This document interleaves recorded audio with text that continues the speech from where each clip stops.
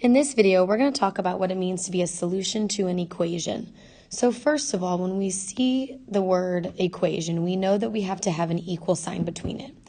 And when we're solving, when I say the word, hey, solve this equation, I'm asking you to find the value of the variable that makes the equation true. That piece is really, really important.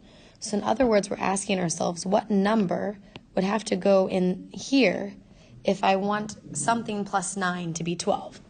Well, the answer to that question mark, would have to be 3. We know this is true because when I say 3 plus 9 equals 12, I get a true statement. 12 does equal 12. So this is a basic example, but that general idea still holds true. So now we're going to look at it a little bit more. So they would ask us something like, is x equals negative 3 a solution to the equation 5x minus 4 equals negative 11?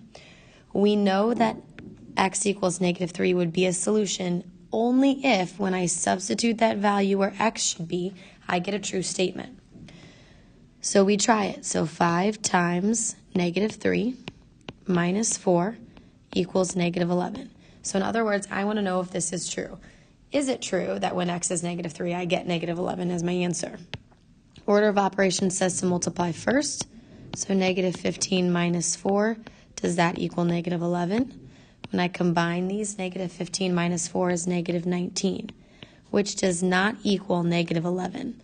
So because we did not get a true statement, this is false. We know that negative 3 is not the solution to the equation. So now let's look at one more.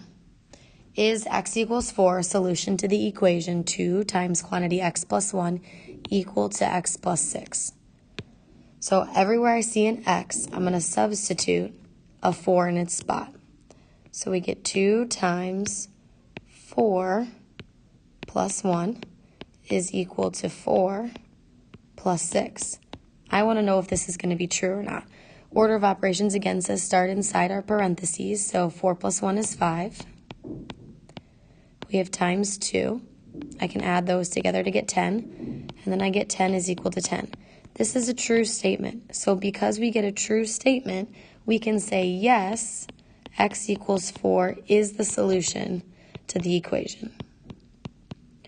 So a really big thing that we'll focus on in Algebra 1 is understanding that when we say solve, we don't necessarily mean isolate a variable like you may have heard in the past.